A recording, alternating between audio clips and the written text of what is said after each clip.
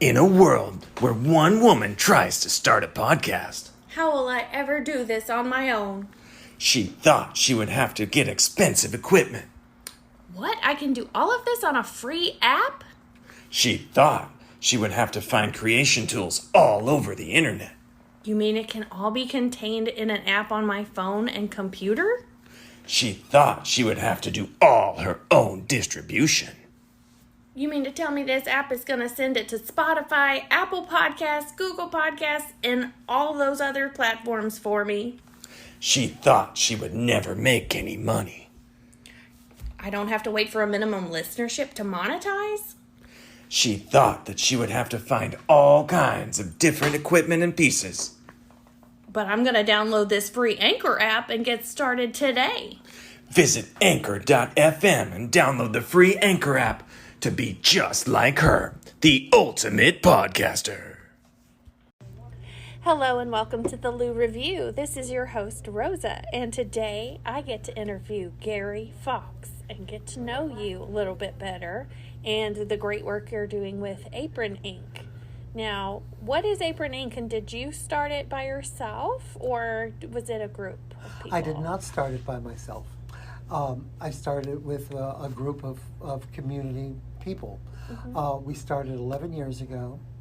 What we do is we provide emergency financial funds to independent restaurant workers when they find themselves in great financial need through no fault of their own. Mm-hmm. So when they find themselves very ill and can't work for 2 or 3 weeks. Or they break their foot and or they they can't break walk their in. foot. We've had more broken feet the last month. I heard that. Wasn't it like 3 in 2 weeks or something? Something like that. It's oh very my gosh. odd. But so people are out of work. They don't necessarily have insurance. Restaurant workers don't necessarily have backup. So they apply to us, and we can pay their rent for a month or two, or all of their bills for a month, or whatever needs done to take care of them. That's transformative assistance. It can be. Yeah. It can be. I feel like over the course of the last 11 years, we've done a lot of really good work. We've given out almost $1 million in that time. Whoa. So, and most of that in the last 2.5 years. Mm-hmm. Or at least half of that in the last 2.5 years since COVID started. That's incredible. So we've done very good work, and it started because there was a chef who, I forget what happened. He was in an auto accident, or he broke his leg or something, but he couldn't work, and he couldn't even pay his emergency room bill. So we had a fundraiser for him, and at that fundraiser, a bunch of us were just sitting around asking, well, you know, corporate restaurants have insurance and have benefits and 401ks. Mm-hmm. Independent restaurants, because they're so small, such small businesses, and the bottom line is so tight that they don't offer the benefits. So we said, surely we must be able to help out other people somehow. So we got together, sort of made up a plan, had no idea how we were going to fund it. I came in, I was working for Dean Corbett at the time. Mm-hmm. I went in the next day to Dean, and I said, what do you think of this idea, Dean? I said, a group to help out people in the restaurant business. And he went, oh my God, he said, we've been trying to do that for years and years. Aww. He said, but nobody would take the reins. Yeah, he said, it needs somebody who can focus on it and exactly really contribute the time and focus on it. Right, because he said a number of the chefs had talked about it, but none of them wanted to take it up. And they're too busy running their restaurants. Making a burger or two, you know? So he said, what do you need from us? And I said, well, we have to incorporate. We need $800.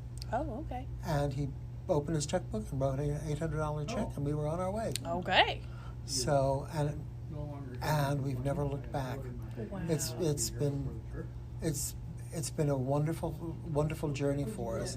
Started small, kept fairly small through the first 8-9 years, and then COVID hit, and we thought, well, we'll just give away money until we don't have any more. That's all we can do. Yeah. We'll do our best. Mm-hmm. But the community and the foundations came out in droves and with donations and contributions, and we were able not only to give out the money that we wanted, but to really thrive and hire an executive director. And we are on such a wonderful, firm footing now, and looking toward the future. It's really exciting. Yeah, so how do you raise the money? You said it started with one fundraiser. So do you have fundraiser events now? We do. We have many fundraiser events. I think I just met you at one of them, Taste of We Independence. just had one last Sunday. It's a lovely event. It's a tasting event. It's called Taste of Independence because it always happens in July. Although it's Independence ENCE because it's independent restaurants. Right. So clever. I know. We loved that one.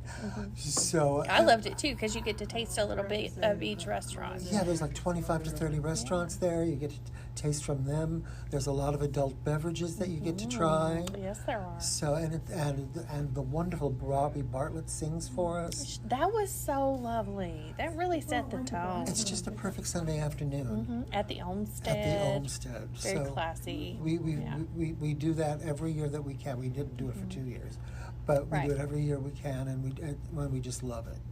So that's one of our fundraisers. Okay. What's the next one? It's the most exposure, probably. The next one coming up. Well, the next one coming up is actually Jared Fox Matthews and the Fox Den is doing Fox Fest, which we're participating in. So that's going to be a fun one. Lots of wonderful music at the Fox Den. After that, our next major fundraiser is at Maker's Mark Distillery. Ooh. It happens every year. Maker's Mark throws us a party. We provide the chefs.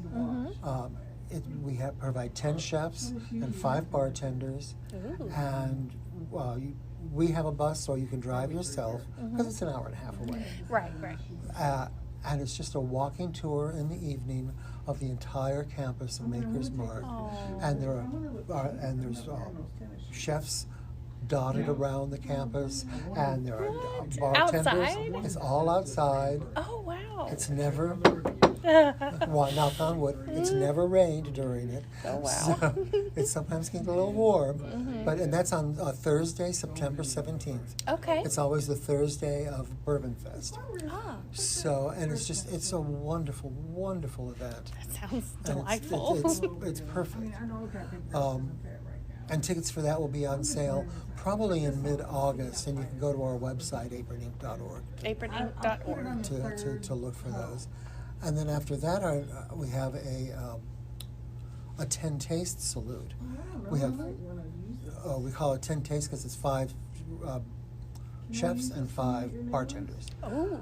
But it's our sort of gala event. It's a sit-down event. Like a banquet. Exactly, with a huge, not huge, but a very prestigious silent auction, and it's at the cafe down in Paristown. Ooh, that's a good spacious area. It is. Yeah. So I think we had 180 people last year. So it's a sit-down meal. Everything is paired with a cocktail. It's a lovely evening of Dawn G was the host last year. Aww. So, and I hope she will this year. Yeah, she was at Taste of Independence. She was. Yeah. She's very kind to us, I'll tell you. So and it's just a wonderful event, and it's our biggest money raiser. Yeah. So it's important to us, and we just started it last year. And Wow, that was the first one. So this will be the second. This will be year. the second one of the 10 tastes. And when is that? It'll be Sunday, October 9th. Oh, nice. My birthday's in October. So is mine. Ooh, all right. When is yours? October 2nd. I'm the 3rd. Oh my goodness. We can't tell anybody the year or they might try to steal our identity. I never tell anybody the year. I'll just follow your suit then. So what other, did you have one coming up with Kobe? Yes, actually, we have 2 coming up with Kobe. Oh, what are those? We have one on Wednesday, September 7th. It's actually a Kobe event. We're participating, and it's here at Equus Jack's Lounge in Black Rabbit. Oh, okay. It's Because fine. we're recording in the Black Rabbit right now. recording in the Black So Rabbit. if you're the clanking of dishes, it's because it's behind their kitchen. But it's going to be sort of a progressive dinner. Ooh. Cocktails and appetizers in the Jack's Lounge. Then go into Equus for a more substantial, probably buffet meal, and then come over to the Black Rabbit for after dinner drinks and dessert. Okay, that sounds great. That should be great fun. And then Kobe does a wonderful, wonderful event in December. I believe it's Saturday, December 10th this year. Okay. At Mint. Mint on Melwood. Mint on Melwood? Which is where the Mint Julep Tours is. Oh, okay. But it's a party space at night. Yeah. So it's a very big space, and it's a bourbon festival. Oh, okay. So those can happen year round. And Kobe is so good to us. Kobe stands for Kentucky Original Black Bourbon Enthusiasts. So they put on a great party. Nice. A great party. We had so much fun last year at it. And they made my favorite drink a taste of independence. Did they? Yes. Whatever was in that cocktail, I forget. There was a sprig of mint in it, since you mentioned it. But I was so impressed. I was like, whoa, I also can't have more than one of these because I won't taste anything else. That was so good. Well, good. They know what they're doing. They do know what they're doing. They're so kind to us. And all of the proceeds from the silent auction come to Apron, and it's a really wonderful silent auction because they have it's not a silent auction, it's a live auction. It's a live auction. Okay, the one in December. Okay. And it's of all sorts of different bourbons, very rare bourbons. I mean, some of them were going for thousands of dollars last year. Yeah. So it was. Well, it's for a good cause. So. Oh, it's for a good cause. And people like good bourbons. Yes, they do. I think those are all the events that we have coming up. That I know. Now, about. Monthly, you do a chef in the box thing, right? When did that start? Did that start during COVID? It started during COVID. Since restaurants, people couldn't come into restaurants. Right. We wanted to find a way to help to get some money for us, of course, but to also help restaurants. And our wonderful PR person, Caroline Knopp, came up with the idea. It was her idea? It was her and Dan Dry. I don't know if you know Dan Dry. I haven't met him, but I've seen his photography, and he does an excellent job. He's wonderful. He's a Pulitzer Prize winning photographer. I guess my approval doesn't mean that much in comparison, but... Oh, no, but of course it does. He is... very talented. Caroline actually introduced you and I at the Taste of Independence. So that's true. Yeah. But Dan's on our board, so the two of them came up with this idea. Genius. Of every week during COVID, every week for a year and a half, we would announce a restaurant a couple of weeks ahead of time and say, "Here's the restaurant that's coming up in 2 weeks." Here's what they're doing. It's going to be a meal for 2 people. Whatever the restaurant wanted to do, we let them do. And most of them gave a $25 gift certificate. So you got a meal for 2, a $25 gift certificate. You got it for $50. $25 of it came to us. $25 of it went to the restaurant so that they wouldn't have to put any money out for the food. People would have the gift certificate, so they would come back. Yes. And it became a huge thing. It became a really big thing. People really wanted. They were using it as their date night. Yes. You know, they would go pick up the food and take it home and use it for their date night. Now that COVID is unfortunately not over, but it's a little. It's less virulent. Things have opened up more. and restaurants are open. We now do it once a month. Okay, I was like, what are we talking about? Weekly or monthly? Okay, now it's monthly. Now it's monthly. So, and this month, it was yesterday and Wednesday. It was Equus. And next month it's going to be Brasserie Provence. Ooh, that'll be nice. Which I love. I love. He is so wonderful. He's such a great guy. So it'll just keep on through the years. It's a nice way to reconnect with people and reconnect them with maybe restaurants that they don't know. Yeah, and some people might be intimidated to go into a restaurant, so if they can have the food and take it home and know if they like it or not without that Exactly. I like going to the restaurants for the experience, for the atmosphere, for the variety. Exactly. So if I'm eating at home, sometimes I might be looking around thinking, oh, I should have cleaned that over there. But I don't feel that way in a restaurant. No, you look around and you go, oh, they should clean that over there. And then I'm like, I'm so glad I don't have to wash these dishes. Exactly. So I will definitely want to enjoy it in the actual restaurant. But yeah, that's a fantastic opportunity. What got you into the food industry, Gary? I was born into it. Oh, But were you born in a restaurant? I was born into, actually my dad ran hotels. Okay. He ran restaurants and hotels. Mm-hmm. So my entire youth was spent, he would move around, we would move around. Hilton would say, we're opening a hotel in Des Moines, Iowa. Oh, so he opened hotels. So he opened the hotels. He would go in Yeah. and set up all of the catering and all of the And restaurants. train the staff. You know, so we'd spend 6 to 9 months, and then Hilton would say, we're opening a hotel in Indianapolis. And then we moved to Indianapolis. Wow. And there, so we lived, they couldn't do it in Paris, France, you know. Mm-hmm. So, but I made it all over the Midwest. So, and we ended up here in Louisville. But I learned at his feet, Yeah. you know, and I had other things that I did, you know, that I had dreams of doing.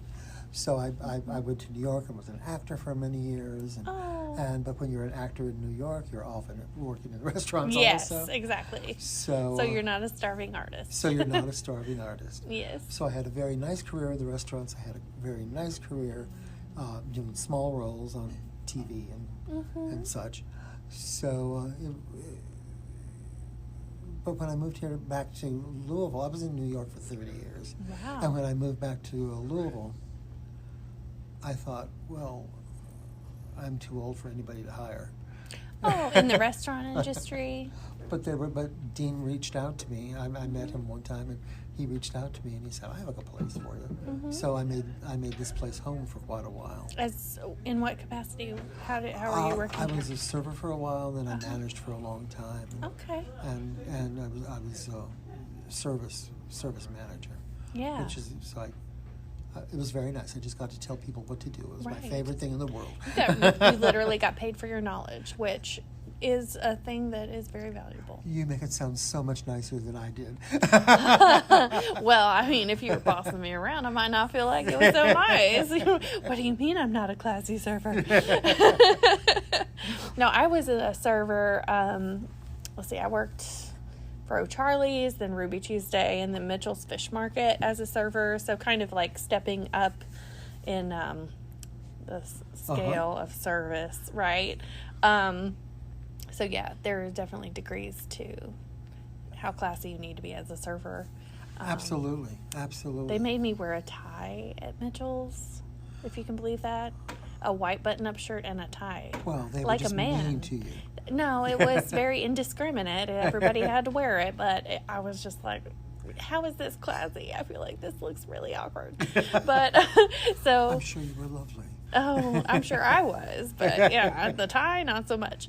But yeah, it was really an eye-opening experience, but I definitely respect all the art that goes into making a restaurant experience what it is. Well, I was just talking with someone a few minutes ago about whose daughter is about to go into the restaurant business. And I said, you know, it's a great place to go if you need find self-confidence.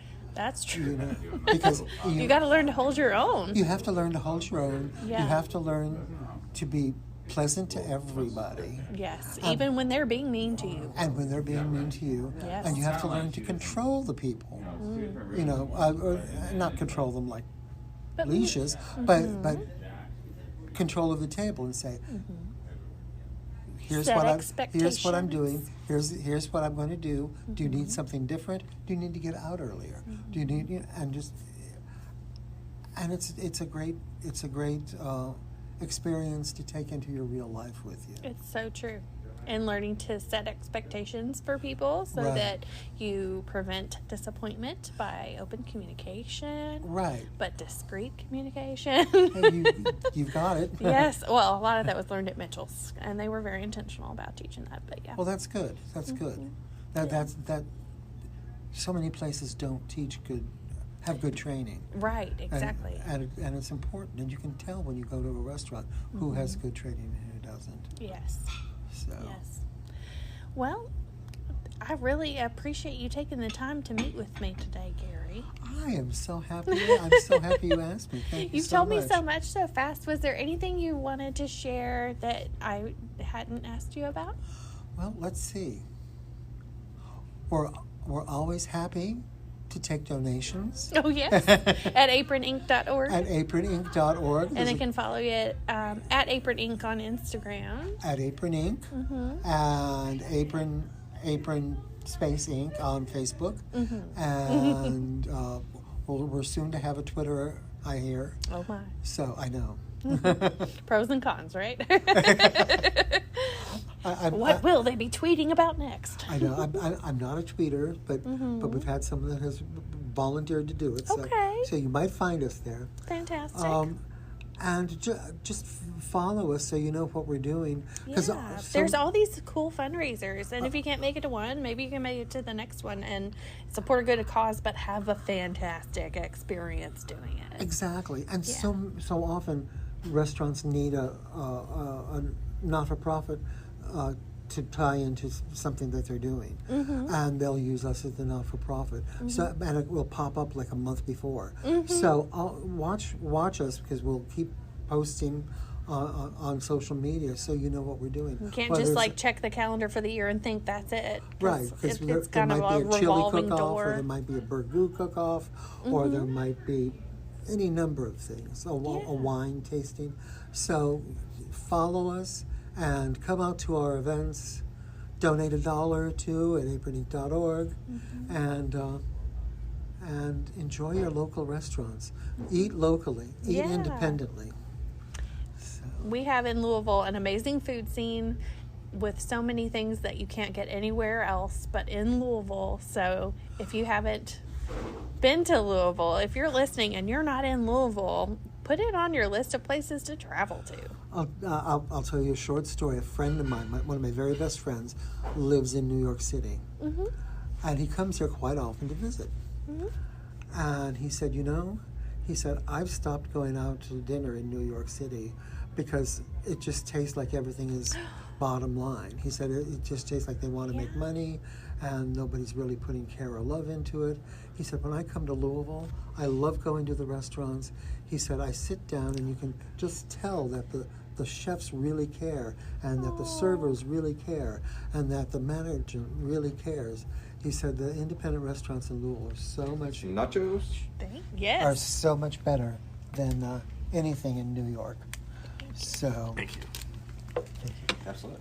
That is really telling, because I thought, New York is this huge foodie city, but I mean, it's so delightful to be alive right now. And Louisville, where I am, is just bursting at the seams with it is, the new diversity chef here artists. is amazing. Yeah. I mean, we have Ethiopian and Jamaican and Senegalese and Italian and French, and You guys will be right there. we're so lucky. Yeah. Yeah. So, Well, thank you, Gary. I appreciate you coming, and you guys stay tuned for the next one. thank Bye. you, Rosa. Takes you to the fancy restaurant. They take like